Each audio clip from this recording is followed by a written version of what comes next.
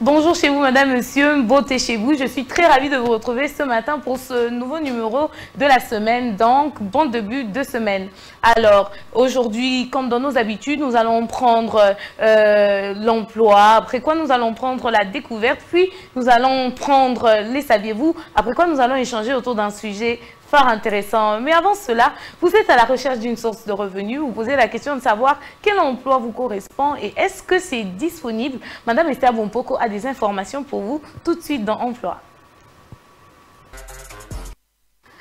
L'emploi, c'est avec Madame Esther Bompoko, comme je le disais. Bonjour Madame Esther Bompoko. Bonjour Esther Mpinda. Comment vous allez? Très bien, merveilleusement bien, vous? Très bien aussi, merci. Donc, vous êtes prête à sortir quelqu'un de la crise financière? Oui, c'est ça mon objectif. Je sors toujours les gens du chômage et j'aide aussi à ceux qui veulent changer l'environnement. Oui. Le week-end s'est bien passé? Oh, très bien. Mais vous êtes belle. Oh my comme God, une chinoise. Oh, mais non. Merci beaucoup. De rien. Alors, aujourd'hui, qu'est-ce que vous avez pour nous? Oui, j'ai une très bonne nouvelle pour quelqu'un qui a un diplôme en comptabilité. Nous vous écoutons. Alors, mesdames et messieurs, vous avez une excellente maîtrise de la comptabilité, bonne maîtrise de fonctionnalités du logiciel de gestion comptable. J'ai une très bonne nouvelle pour vous. Suivez bien cette offre d'emploi.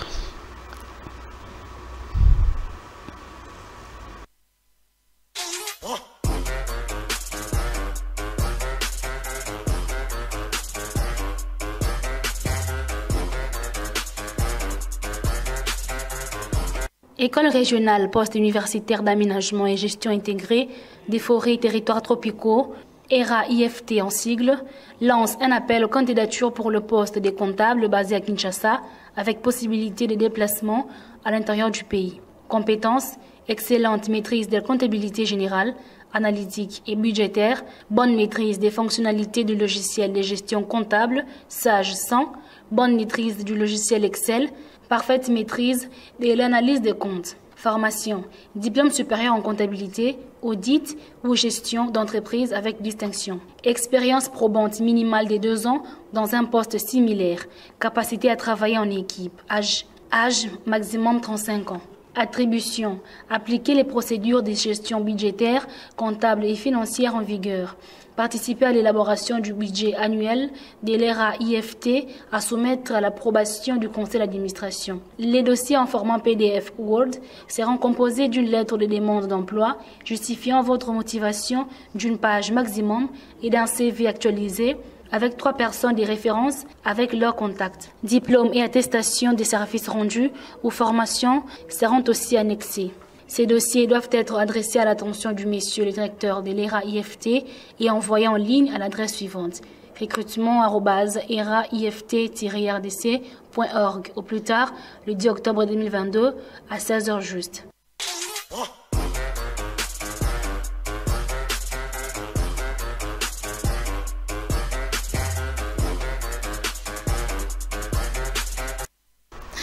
Dans le cadre de ces attributions contractuelles, le comptable travaillera de façon étroite avec le secrétaire administratif ainsi que tous les autres membres de l'équipe administrative et logistique à Kinshasa et à l'intérieur du pays. Il sera également mobilisé, si possible, pour travailler de concert avec des intervenants extérieurs. Vous répondez aux critères ou vous connaissez quelqu'un qui répond aux critères, rassemblez vos dossiers, envoyez vos candidatures. Quant à moi, je vous souhaite une très bonne chance. Merci beaucoup, Madame Esther Bompoko. Merci. Alors, vous l'avez compris, il y a une opportunité pour vous. Alors, il faudrait saisir l'opportunité parce que, comme on dit, on ne sait jamais, qui ne risque rien, n'a rien. Tentez votre chance et bien sûr, n'oubliez surtout pas de nous écrire pour que nous sachions si la chance vous a souri ou pas. Je le rappelle, nous sommes en direct des antennes de Congo Buzz Télévision et ça nous fera énormément plaisir de vous lire. N'hésitez surtout pas à nous écrire tout en précisant si vous nous écrivez d'où. Alors, il y a des choses qui restent dans l'ombre jusqu'à recevoir le coup de projecteur. Découverte, c'est tout de suite.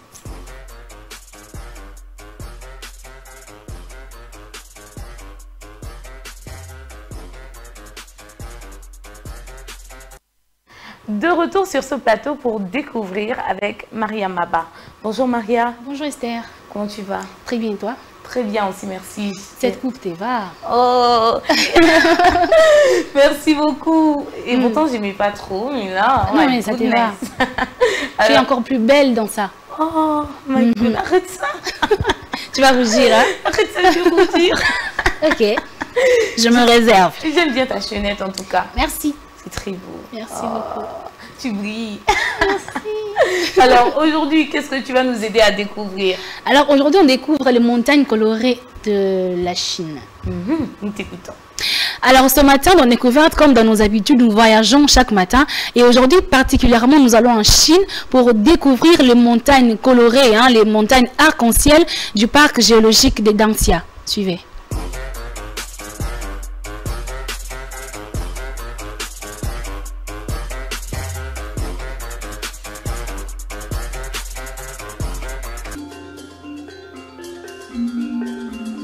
Ces montagnes aux couleurs surprenantes figurent parmi les lieux les plus surréalistes de la planète. Situées au cœur d'une province chinoise, elles illustrent toute la beauté de la nature. De nombreux touristes et des géologues visitent tous les ans ces paysages aux couleurs exceptionnelles qui se trouvent au cœur d'une province de Gansu en Chine. Le parc géologique national des Zhangye Dangxia se distingue par ses couches sédimentaires marquées par des dégradés photogéniques. Telle une véritable œuvre d'art, ces montagnes se distinguent par leur palette de couleurs allant de l'orange au bleu, en passant par le vert, le jaune. Le site figurant parmi les plus beaux du pays est cité depuis 2010 dans l'héritage mondial de l'UNESCO. L'organisme, en partenariat avec le parc géologique Zhangye Dangxia, a mis en place des plans de sauvegarde de ces patrimoines uniques. Ces montagnes sont constituées de couches sédimentaires terrigènes provenant de l'érosion des terres émergées rouges. Ces paysages extraordinaires ont fait leur apparition il y a 24 millions d'années lorsque les sédiments se sont déposés. Au fil du temps, il y a eu la création et la superposition de différentes strates de coloris différents, mais le rouge reste la couleur de base. Elle résulte de la présence de l'hématite, un oxyde de fer qui s'intercale entre les grains de grès, rapporte Ganside. Les autres couleurs s'abstiennent grâce à la présence d'autres éléments comme le sulfure de fer ou les chlorites. Si au départ les couches s'étaient entassées en une formation plate, les mouvements tectoniques ainsi que le climat et l'érosion ont désorganisé la structure.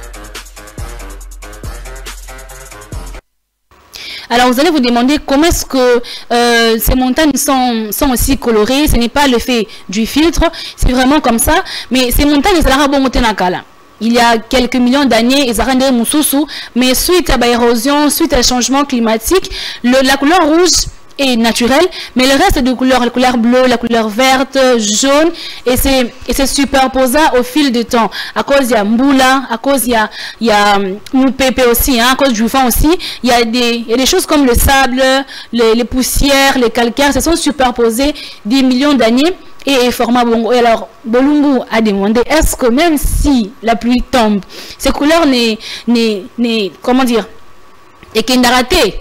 Je le dis que même si vous les bêtes, même si naufrage, et pour la deuxième fois, ces couleurs resteront les mêmes. Merci beaucoup, Mariam Abba. En tout cas, c'est très beau. Est-ce que maintenant, c'est un peu un lieu touristique où les gens ils vont pour prendre des photos ou c'est difficile d'accès? Non, mais c'est vraiment un parc. C'est un parc géologique. Donc, touristes, géologues, archéologues, et donc vous payez votre droit d'entrée, vous allez visiter. Donc c'est devenu un site touristique et de côté c'est la pêche Chine-Mbongo. Merci beaucoup pour cette découverte. Qui sait, comme aujourd'hui là on dit que je me suis déguisée en chinoise, un de ces jours là je vais faire un tour là-bas, on sait jamais. Ouais. Dans le cadre de la découverte. La découverte, oui. Hein. Merci beaucoup Mariam. Alors c'était là la découverte. Quel est votre seuil de connaissance sur les mots français couramment employés ou non? Les saviez-vous? C'est tout de suite.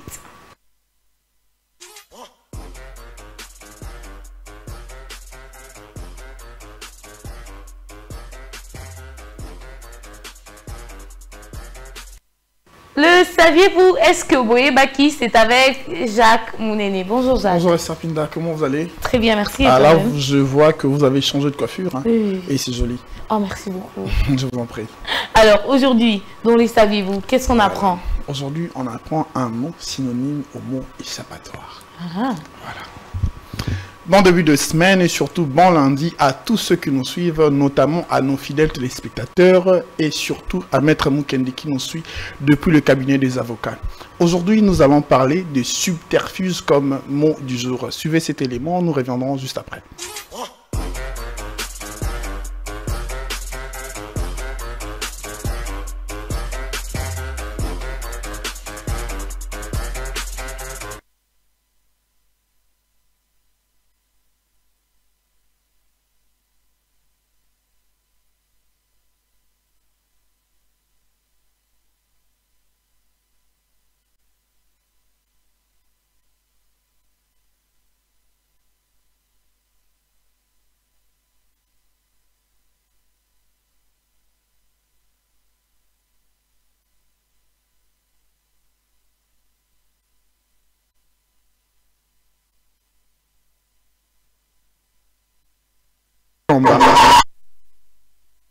Comme je le disais, subterfuge, ces mots signifient un moyen habile et détourné de se tirer d'un embarras. Et ces mots a pour synonyme échappatoire ou bien faux fuyant. Voilà la signification du mot subterfuge. Échappatoire ou faux fuyant. Voilà. Non mais faut pas, tu vois souvent, des mots comme ça, il ne faut pas emmener ça ici. Non, mais ça nous aide, non? Parce que notre devoir est d'apporter la connaissance et le savoir sur des mots et expressions qui véhiculent le message dans nos quotidiens. Mais en même temps, c'est de la sensibilisation. Mais oui, du coup, on ne veut pas encourager tous les faux fuyants là. Non. Tous ceux qui sont... Mais il y a la plupart des gens qui tergiversent. Donc, avec ceux qui tergiversent, on doit seulement apporter des mots comme subterfuge. Merci quand même, merci pour eux. Bon. Merci pour eux, mais ça sera aussi très utile à quelqu'un. À qui? Cette personne-là, quand elle a un problème, là, elle te sort de mots français comme ça. Okay. Elle fait comprendre que monsieur, non, c'est pas moi, hein, mais c'est quelqu'un comme... Son nom commence avec un V, tu vois. Il y a des mots français particuliers qui sont alignés lorsque ça va pas. Les mots vraiment alignés problème. Oui, non. Okay. Merci beaucoup, Mariama. Merci beaucoup, Jacques Néné. Vous êtes tout le temps à côté, en fait. Merci beaucoup, Jacques. Je vous en prie, Néné. Alors, c'était là, le saviez-vous. J'espère que vous avez appris le mot. J'espère aussi que vous allez l'employer. J'espère que, voilà, prochainement, dans vos conversations, vous allez employer ce mot-là pour dire autre chose qu'on a l'habitude de dire. C'est aussi très intéressant de sortir de son langage quotidien. Alors, après, le saviez-vous, nous allons passer directement au débat, vu que la télévision, c'est le temps, malheureusement. Donc, nous allons prendre cet élément, puis nous retrouver juste après pour les débats. Tout de suite.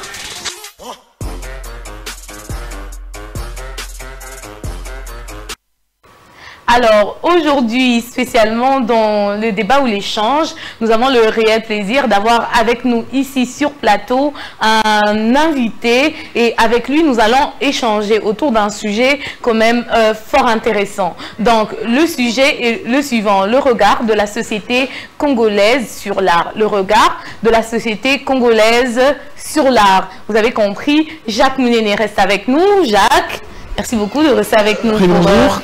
Bonjour. Voilà. Merci beaucoup de rester avec nous. Jemima Bolumbu nous rejoint pour cette deuxième partie de l'émission. Bonjour Jemima. Bonjour Esther. Comment tu vas? Ça va, belle coiffure. Hein? Merci beaucoup. Le bruit du dimanche, ça a été? Ouais, on va dire, ouais. J'ai saisi également l'occasion d'ailleurs pour faire un clin d'œil et souhaiter félicitations à celle qui s'est mariée. Donc, je dirais ma copine des dents, Sarah Miss Kakal. Vous allez même dénommer cette semaine la semaine maritale. Je me suis décidé de saluer tous mes amis mariés. Oui, à la fin. Mais oui, voilà. mais à la fin. Oh là. Mariam Maba, vous restez aussi avec nous. Oui. Bonjour. Oui. Alors, nous avons le plaisir d'accueillir ici sur ce plateau pour la toute première fois un artiste. Il s'appelle Enoch Moutela. Ok. J'ai bien prononcé le nom. Bonjour. Bonjour. Comment vous allez? Oui, ça va et vous? Très bien aussi, merci. Alors aujourd'hui, on parle de l'art, mais particulièrement, on parle de l'art dans le regard que la société africaine a sur l'art. Je voudrais déjà vous poser une première question, avant bien sûr de laisser l'opportunité à mes consoeurs et mon confrère ici présent de vous poser aussi quelques questions. Déjà, c'est quoi l'art? D'accord. L'art pour moi c'est une manière d'atteindre les gens, d'atteindre le public, parce que déjà quand j'ai grandi, moi depuis tout petit, j'ai dessiné à la maison et pour moi c'était cette manière là de m'exprimer quand j'ai un problème, quand je vais faire quelque chose, vous voyez. Pour moi c'est vraiment, je sais pas vraiment comment vous expliquer ça, mais c'est vraiment quelque chose que j'adore, c'est vraiment quelque chose que j'aime beaucoup et j'espère qu'on va atteindre le sommet avec ça.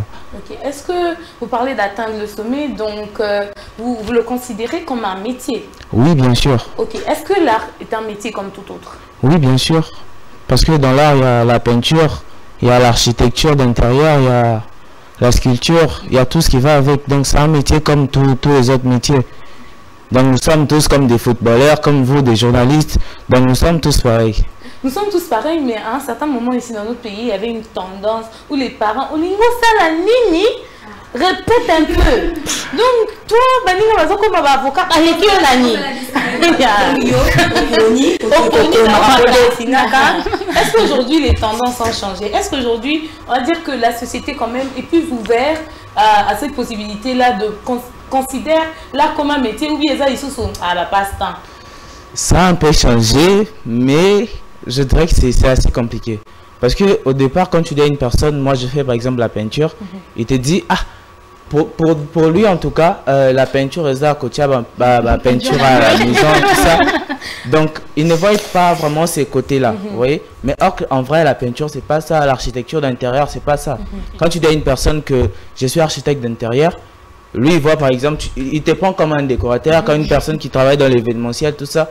Mais pourtant, je suis architecte et je peux construire. Donc, quand vous avez besoin d'une conception comme ça, moi, je peux venir et les faire. Voilà, donc, c'est toujours compliqué parce que même il y a dans nos familles, il y a des personnes qui n'y croient pas. J'étais récemment avec une tante, je disais à son ami, j'organise une exposition, elle me dit, ah, exposition, on viendra comme une famille, mais je lui dis, elle me demande, une tableau, ça coûte combien? Je lui dis $500. Et 500 $. Car pour un tableau, moi jamais la consomme un tableau à 500. Donc c'est un peu compliqué. Les gens n'ont pas vraiment cette mentalité là, cette culture là. Donc aujourd'hui on vient avec de nouvelles idées. On essaie d'inculquer ça dans la tête des gens. Non, mais par rapport à ça aussi, j'aimerais beaucoup plus revenir. Par rapport à la réaction de vos parents, quand vous avez dit aux parents que bon, déjà les parents quand tu étais petit, bah non moi on a que dessiné quand même. Est-ce que les parents ont accepté vraiment aussi facilement le fait que vous soyez dessinateur, de faire ce métier, votre gagne-pain? Déjà moi j'ai plus grandi avec maman. Donc depuis tout petit, tout ce que je faisais, elle me soutenait. Et quand j'étais en 6e, c'est d'ailleurs elle qui m'avait proposé l'idée d'aller faire les humanités à l'Institut des Beaux-Arts. Donc voilà, c'est maman qui m'a soutenu. Donc elle a toujours été là pour moi. Si vous remarquez à l'exposition, je ne sais pas, vous n'allez pas voir des photos, mais elle était là. Donc depuis le début de ma carrière, depuis mes études, elle était toujours là. Donc elle m'a vraiment soutenu. C'est aussi ce qui m'a facilité la tâche. Ok, mais quand je vois vos tableaux, ils sont très beaux. D'où tirez-vous votre inspiration? Les inspirations. J'ai vu une femme enceinte avec le livre. Je m'inspire de tout. Je m'inspire de tout. Notamment de questions aussi de la société, de questions de l'heure de la société. Parce que je vois souvent, il y a des artistes qui communiquent très facilement avec les questions de l'heure de la société. Vous aussi, c'est pareil, c'est votre stratégie de communiquer. Oui. Alors... S'il vous plaît. Alors, je vais aussi demander, parce que vous avez dit que vous êtes une nouvelle génération. Qu'est-ce qui vous différencie avec ceux d'antan? Quelle est votre touche nouvelle dans l'art aujourd'hui? Notre touche nouvelle. Déjà, si vous remarquez nos tableaux, ils sont un peu différents. Nous parlons de la vie parce que moi, je me dis toujours qu'un jour, je vais faire la politique. Donc, avec mes tableaux, c'est une manière à moi d'atteindre ces publics, d'atteindre tous ces politiciens, de leur montrer que voilà, aujourd'hui, il y a aussi des artistes qui peuvent mieux faire que vous. Vous voyez? Donc, c'est cette manière, c'est cette nouvelle touche-là que je vais apporter moi. Alors, dans notre pays, ming balobaki, maramnio setali misala maboko, ezabilo ototiki la bato batangati. Personnellement, ton vandara, oyoki bazolo babon ke ba métier nyonso o etali misala maboko ezala bato batangati, o randeni. Bah, ça fait mal. Parce que là, je suis une preuve vivante d'une personne qui a fait ses études. Là, je suis en jet d'architecture d'intérieur, mais aux humanités, je fais la peinture. Donc voilà, c'est pas toujours ça. Alors, ils ont pété quand on a la art pour la passion. Parce que nous savons tous que tant on a les locaux, ils ont pour vivre. Est-ce que nous avons un exemple que art, tableau, à 500 $, ils ont kilo pour monter somba. Est-ce que par rapport à l'adaptation à bateau, na art, au monde qui est cause à la rentable pour un jour au survivre, au robot tabana, au temps ils sont tenus en paix famille? Oui, bien sûr, c'est rentable. Si vous remarquez, je ne sais pas si vous connaissiez les DG de l'Académie des Beaux-Arts.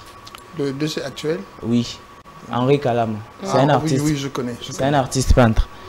Déjà avec lui, vous allez voir qu'il a réussi dans l'art. Donc tout est possible à celui qui croit. Donc nous croyons, moi je crois en ça. Je crois qu'un jour je vais réussir. Un jour je vais réussir en tout cas dans ça. Et on a compris que vous croyez en ce que vous faites et d'ailleurs vous donnez les mesures. Et vous avez lancé d'ailleurs une entreprise qui porte sur l'art. Est-ce que vous pouvez nous parler un tout petit peu de votre entreprise? Alors, l'entreprise s'appelle Oversight. Oversight, c'est une entreprise de jeunes artistes comme moi. En fait, c'est une idée que j'ai eue depuis que j'étais en 4e. Et c'est en 2020 que j'ai concrétisé l'idée avec mon équipe. Donc, je me suis dit, si vous avez remarqué chez les artistes, musiciens, tout ça, ils ont des managers, ils ont toute une équipe complète. Mais chez nous, c'est pas ça. Chez nous, quand tu es artiste peintre, tu dois aller toi-même organiser des expositions, aller chercher des matos pour... Donc, c'est un peu compliqué. Et nous, avec notre équipe, on est là pour gérer les artistes. On est là pour en prendre jeunes. Voilà, ici, tu dois faire ça. Si vous avez besoin d'exposition, voilà, là même, c'est toute l'équipe. Ah, c'est la grande équipe. Hein? Oui. Si vous voulez, par exemple, organiser une exposition, Oversight est là pour vous organiser des expositions. Oversight est là. On n'est pas seulement dans la peinture. On est dans l'architecture d'intérieur, dans la sculpture, notamment la métal battu. Donc, on est un peu partout. Et donc, c'est en tout cas comme une entreprise event. On voit ici beaucoup ces jours-ci, les wedding planners. Mais vous planifiez les événements qui entrent avec l'art. Oui, et on gère aussi l'artiste. Donc, voilà. Non seulement vous êtes artiste, mais vous accompagnez aussi ceux-là qui n'ont pas encore fait un pas. Voilà. Alors, à ces jours, hein, parce qu'il n'y a pas de roses sans épines.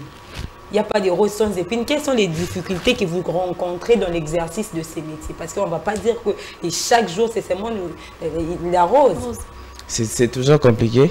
Déjà, quand vous entrez dans des bureaux des gens, on vous laisse là pendant des heures en train d'attendre. Donc, c'est toujours pas facile.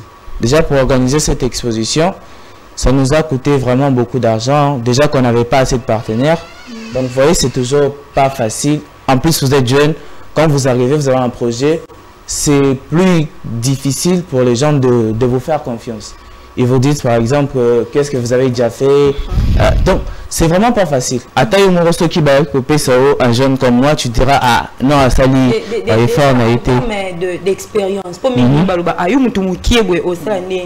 En termes d'expérience et à vous voir, comment vous faites pour capter ou bien une notoriété pour convaincre Moutou, pour persuader enfin que à ça leur confiance? Comment vous vous y prenez? C'est pas pour rien qu'on a une équipe. Donc dans une équipe, il y a chacun qui a ses capacités, chacun qui fait bien son travail. Par exemple, là vous êtes journaliste, il y a certains qui savent bien écrire, il y a certains qui savent bien parler. Donc il y a toute une équipe pour ça. Alors, étant déjà, je vous félicite pour votre entreprise. Vraiment, je vous félicite. Vous êtes le DG de votre entreprise, non? Voilà. Alors, la fixation de vos prix, le prix de vos tableaux, c'est en termes de la qualité de vos peintures ou bien c'est par rapport à votre notoriété? Parce qu'on voit, notamment, il y a certains artistes déjà connus, quand vous le demandez, ah, c'est combien le tableau? Il vous dit, bon, peut-être le tableau, c'est à 1500. Alors, j'aimerais savoir, c'est par rapport à la qualité de la peinture ou bien c'est par rapport à votre notoriété? C'est par rapport à la notoriété. Déjà, quand tu as une certaine notoriété, tes tableaux ne seront plus à la même valeur. Voilà. Par exemple, il y a un artiste qui s'appelle M. Kadima, voilà. Ces tableaux, si vous les voyez, pour l'acheter, c'est un peu trop cher. Donc, c'est pas moins de $1000. Donc, c'est un peu ça. C'est par rapport à la notoriété. Et justement, vous avez parlé d'une activité que vous avez organisée. Vous avez organisé une exposition. Est-ce que vous pouvez nous parler un tout petit peu de cette exposition? Quels sont les thèmes abordés? Parce que nous sommes quand même conscients qu'à un certain moment, une des questions allait dans le sens, voilà, l'art est un moyen de communication. Et donc, certainement, on utilise l'art pour passer aussi un message. Et durant cet événement-là, quels sont les thèmes qui ont été abordés? Et vous pouvez nous répondre en regardant la caméra qui se trouve tout seul. Déjà, le thème était « Aspire to Greatness », qui veut dire « aspirer à la grandeur ». Étant jeunes, nous aspirons à la grandeur, nous voulons faire de grandes choses. Et voilà pourquoi on avait organisé cette exposition-là. Si vous étiez là, c'était vraiment une soirée d'anthologie, une soirée vraiment spéciale. Alors j'ai vu quand même 2 œuvres qui m'ont beaucoup intéressé. Vous m'avez envoyé les photos et les vidéos. J'ai vu dans la vidéo un homme qui avait plein de cache-nez sur le corps, couvert de cache-nez. Et puis il y a un des tableaux d'ailleurs qui était affiché tantôt où il y a au fait un homme et puis il y a des fils. Il est un peu comme retenu par Boolean, Internet, voilà. Est-ce que vous pouvez nous aider? Parce qu'on dit que qui de mieux qu'un artiste pour nous aider à comprendre son œuvre? Qu'est-ce que ça voulait dire? Quel est le message que vous voulez faire passer? Déjà, ce tableau, il n'est pas à moi. Mais le message était que, voilà, aujourd'hui, la jeunesse veut avancer. Mais le problème, c'est qu'on a les réseaux, on a l'alcool, on a les sexes, on a tout ce qui va avec, qui détruit la jeunesse. Donc, les jeunes ne savent pas comment s'en sortir. Donc, voilà pourquoi il y a l'artiste qui avait mis ces fils-là pour vous signifier qu'on est bloqué. Il y a là des livres, la lampe qui veut dire la lumière, des livres qui veut dire les métiers et le travail qu'on a. On n'arrive pas à les faire parce qu'on est bloqué là-dessus. Donc, c'est alors là, moi, je dirais qu'il faut être initié pour comprendre votre message. Bien que l'art est un canon de communication, mais seulement il faut être initié pour comprendre le message. Alors. Oui, il faut être initié. Alors, nous nous rapprochons de la fin de l'émission, malheureusement. Je ne sais pas s'il y a une dernière question au niveau des co-présentateurs ici ou bien... J'ai une petite question. Alors déjà, l'effet de voir vos tableaux et tout, ça m'a vraiment... ça m'a un peu... Je suis très impressionnée et je pense que je vous prendrai pour 30 minutes sur mon plateau à tout business et d'avoir une émission consacrée aux jeunes entrepreneurs, aux managers et avec tout ce qui touche les business. Alors, comme dernière question, vu que je promouvois aussi l'entrepreneuriat à travers mon émission, quel appel lancez-vous à tous ces jeunes qui hésitent de faire un pas vers l'art? Aux a talent, mais ils ont caché. Aux ananda que tu t'es dit, mais comment je veux faire comme... C'est déjà qu'il est non? Enoch. Alors, comme Enoch, Nathalie n'a pas CPL. Donc, depuis bon moment, on a dessiné. Mais que faire? Déjà, les messages c'est que levez-vous, commencez à faire ce que vous aimez faire. Parce que quand on se lève le matin, on a tous 24 heures. Des Bill Gates, des gens qui ont réussi aujourd'hui dans la vie, c'est parce qu'ils se sont levés un jour et ils ont osé. Ils ont osé. Et c'est un message que je passerai à tous les jeunes, à tous ces gens-là qui sont à la maison, qui n'arrivent à rien faire. Levez-vous, c'est maintenant ou jamais. Donc maintenant, allez travailler, maintenant, allez faire ce que vous aimez faire. Donc tôt ou tard, ça va finir par vous payer. Mais non seulement aux jeunes artistes, mais aussi aux parents, aux gens qui accompagnent. Parce que souvent, un regard quand même assez péjoratif. C'est ça, les parents qui interdisent aux enfants. Ils sont comme des carcans. Oui, de faire de l'art. Moi, dessiner, moi je veux que tu sois médecin, mais on qui n'a pas de dessin, vous pouvez aussi vous adresser un message à ces... Très chers parents, laissez vos enfants faire ce qu'ils aiment faire. Parce que nous sommes aujourd'hui la preuve que un artiste n'est pas un voyou, n'est pas un bandit, n'est pas une mauvaise personne. Oui. Donc nous pouvons montrer aux parents aujourd'hui que avec l'art, nous pouvons réussir et nous pouvons aller plus loin. Oui. Donc laissez vos enfants faire ce qu'ils aiment faire. Laissez-les venir faire la peinture, la sculpture, c'est vraiment bien, c'est vraiment beau. En plus, c'est vraiment rentable. Okay. Merci beaucoup. Dernière question, vous avez organisé tantôt une activité, une exposition. Est-ce que vous avez d'autres activités en projection ou bien pour le moment, si on a juste besoin de vos contacts, si on a juste besoin de vos services, on peut vous contacter? Là, on organise un festival pour le mois prochain. Donc, les dates, tout sera communiqué. Pour nous contacter, vous pouvez nous contacter au plus 243 97 30 31 123. Vous pouvez répéter pour une meilleure audition. Plus 243 97 30 31 123. Est-ce qu'il y a une page Instagram? Ouais, il y a une page Instagram. Overside. Sur Facebook, c'est Overside Entreprise. Si vous allez même sur Google, vous tapez Overside, vous allez voir tout. Nous sommes arrivés au terme de cette émission. Quand même, bon, c'est trop fini. Des bonnes choses, mais dis pas. C'est pas possible. En tout cas, énormément merci à vous d'avoir répondu à notre invitation. Merci à vous aussi. Pour nous. Alors, nous voulons savoir, c'est votre première fois à Congo Buzz Télévision et votre première fois aussi à Buzz Matin. Vos impressions? J'ai vraiment aimé. Déjà, quand je vous ai parlé au téléphone, vous êtes vraiment trop sympa. Et d'ailleurs, je vous avais vu à Campo Hôtel. Vous étiez... Maître de cérémonie. Voilà. Donc, j'ai vraiment aimé. C'était vraiment une belle émission. Merci beaucoup, Enoch. Et vraiment, nous espérons que pour l'exposition prochaine, vous serez ici afin d'annoncer l'événement pour que quand même les téléspectateurs de Buzz Matin viennent y prendre part aussi. Énormément merci à vous. Merci à vous aussi. Énormément merci à vous, mesdames. Merci. À vous, messieurs. J'ai été désolée. Il y a un nouveau garçon sur ce gâteau. Non seulement ça, attends. Avant de chuter là, il y a maman Esther qui était là derrière, qui a préparé tout ceci. Donc, faut pas... Maman est ici. Comme je l'avais dit tantôt, la semaine elle est maritale. J'en profite pour saluer mon ami frère Rodrigue Kinsala et Madame Grace Malamp Kinsala. Nous sommes arrivés au terme de cette émission. Énormément merci à vous de nous avoir suivis. Vous l'avez compris, il faudrait que l'on change notre regard sur l'art. Voilà, l'art au-delà d'être une passion est aussi un métier. Il est possible de gagner sa vie par cet art-là. Alors nous invitons les parents à encourager les enfants quand ils naissent avec des talents et des aptitudes de ce genre. Il faudrait les encourager, il faudrait les aider, les orienter, un peu comme les parents, la maman d'Enoch a fait. Il faudrait les orienter, les accompagner pour qu'ils arrivent à réaliser leurs rêves. Je dis énormément merci à toute l'équipe technique de Congo Buzz Télévision. Je vois là Martin Bombo, Christine Mbouka, Badjo Mbouka, Jordi Kalonda, Madame Essa Bompoko qui était à l'édition, Divine Kitoko qui est passée nous faire un coucou un moment, et Sokoda. Quant à moi, je vous dis au revoir et à très bientôt. Bye bye.